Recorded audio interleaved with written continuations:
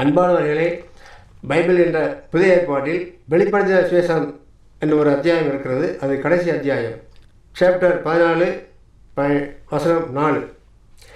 பெண்களால் தங்களை கரைப்படுத்தாதவர்கள் அவர்களே, கற்புள்ளவர்கள் அவர்களே, ஆட்டுக்குட்டியானவர் எங்கே போனாலும் அவர்களை பின்தொடர்ந்து செல்பவர்கள் இவர்களே, தேவனுக்கும் ஆட்டுக்குட்டியானவருக்கும் முதற் பலனாக மீட்டுக்கொள்ளப்பட்டவர்கள் இவர்களே. அதாவது மனிதர்களிலிருந்து அப்படின்னு பொதுவாக சொல்லப்பட்டிருக்கு. மக்காவிலிருந்தோ அல்லது மனிதனிலிருந்து சொல்லலை, மனித சமுதாயத்திலிருந்து மீட்டுக்கொள்ளப்பட்டவர்கள் இவர்களே. அதாவது அந்த 1,44,000 சஹாபாக்களும் பொதுவாக எல்லா நாடுகளிலிருந்தும் போனவர்கள். அதாவது சிரியா, ஜோர்டான், எகிப்து நாடு, ரஷ்யாவில் உள்ள புஷா என்ற ஊர், இப்படி பல ஊர்கள். அந்த சஹாபாக்களுடைய சரித்திரம் அப்படியே சரியாக பொருந்தி வருகிறது. இவர்கள் இங்கே பைபிளில் கூறப்பட்ட வசனத்துக்கும் அவர்களுடைய சேவைக்கும் அவர்களுடைய தன்மைக்கும் எந்த வித்தியாசமும் கிடையாது. மேலும் பெண்களால் கரைப்படியாதவர்கள், அதாவது பெண்கள் மூலமாக இவர்களுக்கு எந்த ஒரு கெட்ட பேர் வந்தது கிடையாது. அவர்கள் ஒழுக்க சீலர்கள், மார்க்கத்தை சரியாக கற்றுக்கொண்டார்கள்.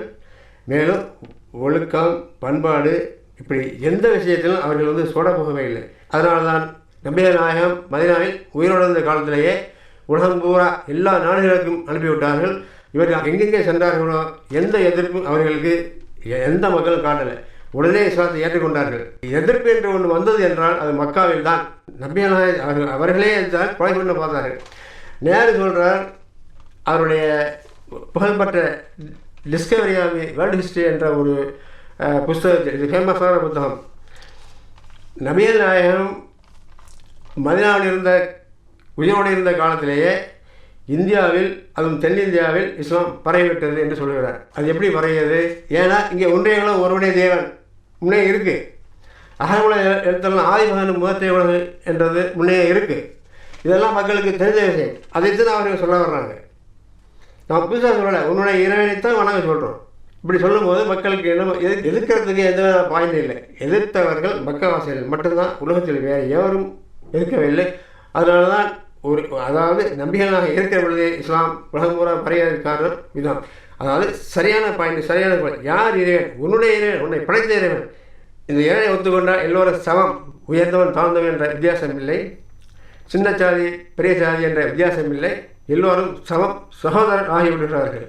இதை முன்வைக்கும் போது எல்லாருக்கும் இதை பிடிச்சி போகுது. அப்படியே எல்லோரும் இஸ்லாத்தை தழுவினார்கள்.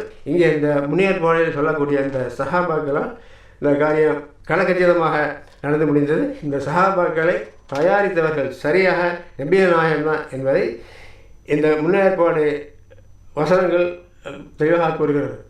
இதனை தெரிந்து கொள்ளுங்கள். இந்த விஷயத்தை மற்ற எல்லாருக்கும் ஷேர் பண்ணுங்கள்.